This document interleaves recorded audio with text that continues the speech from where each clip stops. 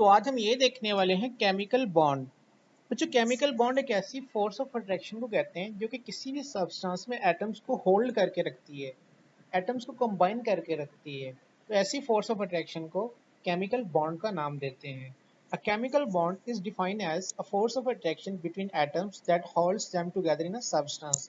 कि किसी भी सब्सटेंस में एटम को जो फोर्स ऑफ अट्रैक्शन होल्ड करके रखती है, कंबाइन करके रखती है, ऐसी फोर्स ऑफ अट्रैक्शन को केमिकल बॉन्ड का नाम देते हैं।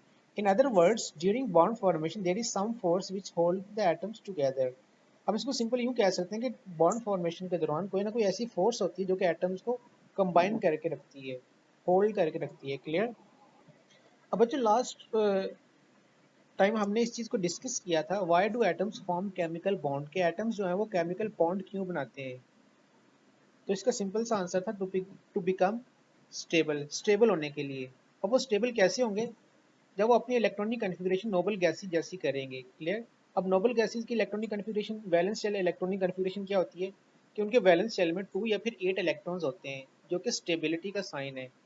तो हर एटम की ये डिजायर है कि उसके वैलेंस शेल में 2 या फिर 8 इलेक्ट्रॉन्स हों। तो इस इलेक्ट्रॉनिक कन्फिग्रेशन को अटेन करने के लिए एटम्स केमिकल बॉन्ड बनाते हैं। क्लियर?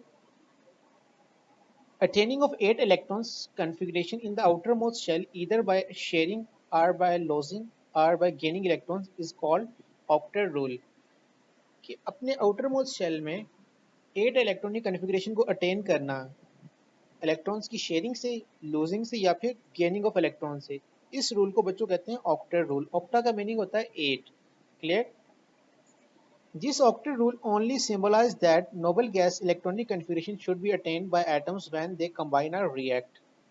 तो बच्चों, एटम्स जब भी कंबाइन होंगे या फिर रिएक्ट होंगे तो नोबल गैस इलेक्ट्रॉनिक कन्फिग्रेशन को अटेन करेंगे। For elements like hydrogen and helium which have only s subshell this becomes duplet rule. और हाइड्रोजन और हीलियम के लिए ये जो रूल है ये डुप्लेट रूल बन जाता है। क्लियर? तो अब हम ये देखते हैं कि बॉन्ड फॉर्मेशन कैसे होती है। If the bond formation is between ions, बच्चों अगर तो बॉन्ड फॉर्मेशन आइंस के दरमियान हो रही है। अब आइंस क्या होते हैं? इसको हमने लोअर क्लासेस में देखा है। Atoms are group of atom that have some charge, जिसके ऊपर कोई ना कोई चार्ज हो, ऐसे एटम या फिर ग्रुप ऑफ एटम को आइंस का नाम देते हैं। क्लियर? अब एट आइंस कैसे बनते हैं? व्हेन एटम लॉस और गेन इलेक्ट्रॉन। तो जब कोई भी एटम इलेक्ट्रॉन लॉस करे या फिर गेन करे वो आयन बन जाता है। क्लियर? और इसकी आगे 2 टाइप्स भी हमने देखी हैं, कैटाइन और एनाइन। तो बच्चों, अगर बॉन्ड फॉर्मेशन आयंस के दरमियान हो रही है, it is due to an electrostatic force of attraction between them. तो ये इलेक्ट्रोस्टैटिक फोर्स ऑफ अट्रैक्शन के थ्रू बॉन्ड बनेगा। क्लियर? लेट इस कंसेप्ट को एक एग्जांपल से क्लियर करते हैं। बच्चों, ये एक सोडियम का एटम है। अब आपको पता है सोडियम का एटॉमिक नंबर होता है 11। क्लियर? और इसकी इलेक्ट्रॉनिक कन्फिग्रेशन होती है 2 8 1। फर्स्ट शेल में 2, सेकंड में 8 और लास्ट में 1 इलेक्ट्रॉन है। अब बच्चों, इस सोडियम के एटम की ये डिजायर है कि वो भी अपना ऑक्टेट कंप्लीट करे। तो ऑक्टेट कंप्लीट कब होगा? जब ये अपना बैलेंस इलेक्ट्रॉन को लॉस कर दे। तो बच्चों, जब ये बैलेंस इलेक्ट्रॉन को लॉस करेगा, एक इलेक्ट्रॉन लॉस करेगा, तो ये सोडियम एटम नहीं रहेगा बल्कि सोडियम आयन बन जाएगा, Na पॉजिटिव बन जाएगा। क्लियर? तो फिर इसके वैलेंस शेल में 8 इलेक्ट्रॉन होंगे, लास्ट शेल खत्म हो जाएगा। क्लियर? और जो सेकंड शेल है वो वैलेंस शेल बन जाएगा और इसमें 8 इलेक्ट्रॉन हो जाएंगे। क्लियर?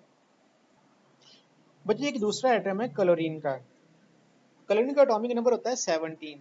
इसकी इलेक्ट्रॉनिक कन्फिग्रेशन होती है 2 8 7। उसके वैलेंस शेल में 7 इलेक्ट्रॉन है। अब क्लोरीन के एटम की ये डिजायर है कि इसके वैलेंस शेल में भी 8 इलेक्ट्रॉन हो। अब 8 इलेक्ट्रॉन कैसे होंगे? जब ये एक किसी एटम से इलेक्ट्रॉन को गेन करेगा। तो जब बच्चों इलेक्ट्रॉन को गेन कर लेगा तो इसके वैलेंस शेल में 8 इलेक्ट्रॉन हो जाएंगे, क्योंकि इलेक्ट्रॉन ये गेन कर रहा है तो ये इसके ऊपर नेगेटिव चार्ज आ जाएगा, तो ये क्लोराइड आयन बन जाएगा। क्लियर? तो अब देखें बच्चों, सोडियम ने इलेक्ट्रॉन लॉस किया तो सोडियम आयन बन गया, Na पॉजिटिव बन गया। और क्लोरीन ने इलेक्ट्रॉन गेन किया तो क्लोराइड आयन बन गया, नेगेटिव आयन बन गया। अब देखिए, ये सोडियम ये भी आयन है और ये भी आयन है। अब पॉजिटिव नेगेटिव आयन, अब हमने फिजिक्स में ये पढ़ा है, unlike charges attract each other, ये दूसरे को क्या करेंगे? अट्रैक्ट करेंगे। तो बच्चों, इनके दरमियान एक strong electrostatic force of attraction develop हो जाएगी। क्लियर? जिसकी वजह से एक दूसरे के करीब आ जाएगा और उनके दरमियान बॉन्ड बन जाएगा। क्लियर। तो अभी हमने ये देखा कि अगर बॉन्ड फॉर्मेशन आइंस के दरमियान हो रही है तो ये किस वजह से होगी, due to electrostatic force of attraction, electrostatic force of attraction की वजह से होगी। जैसे यहाँ पे हो रहा है सोडियम पॉजिटिव और क्लोराइड नेगेटिव में। लेकिन बच्चों अगर बॉन्ड फॉर्मेशन सिमिलर एटम्स के दरमियान हो रही है, यानी कोई ऐसे एटम जो कि दोनों सेम एटम हो, या फिर एक ऐसे एटम के दरमियान हो रही है जिनकी इलेक्ट्रोनेगेटिविटीज कंपेरेबल हो, कंपेरेबल मतलब सेम सेम हो तकरीबन, क्लियर। तो तब bond formation sharing of electron से होगी। कैसे होगी, शेयरिंग ऑफ इलेक्ट्रॉन से। और बच्चों ये वाली जो शेयरिंग ऑफ इलेक्ट्रॉन है ये म्यूचुअल भी हो सकती है और वन साइडेड भी हो सकती है, क्लियर। अब हम देखते हैं बॉन्ड बनता कैसे है। बच्चों जब कोई से दो एटम आपस में एक दूसरे के करीब आते हैं, when two atom approaching come closer, एक दूसरे के करीब आते हैं, तो बच्चों उनके दरमियान दो तरह की फोर्सेस डेवलप हो जाती हैं, एक अट्रैक्टिव फोर्सेस और एक repulsive forces. Attractive forces develop होती है बिटवीन न्यूक्लियस एंड इलेक्ट्रॉन्स, और रिपल्सिव फोर्सेस डेवलप होती है between electrons and nucleus nucleus, clear. अब बॉन्ड कब बनेगा बच्चों, जब अट्रैक्टिव फोर्सेस रिपल्सिव फोर्सेस पे डोमिनेट कर जाएं, उनको ओवरकम कर दें, तो तब बॉन्ड बनेगा। The formation of a bond is a result of net attractive forces which dominate. तो बॉन्ड की फॉर्मेशन कब होगी, जब अट्रैक्टिव फोर्सेस डोमिनेट कर जाएं, ओवरकम कर जाएं रिपल्सिव फोर्सेस पे, क्लियर। और जब बॉन्ड फॉर्मेशन होगा तो सिस्टम की जो एनर्जी है वो लो हो जाएगी, clear. On the other hand अगर रिपल्सिव फोर्सेस डोमिनेट कर जाएं तो बच्चों बॉन्ड नहीं बनेगा। इस केस में जो सिस्टम की एनर्जी है वो इंक्रीज हो जाएगी। वो क्यों होगी, due to the creation of repulsive forces.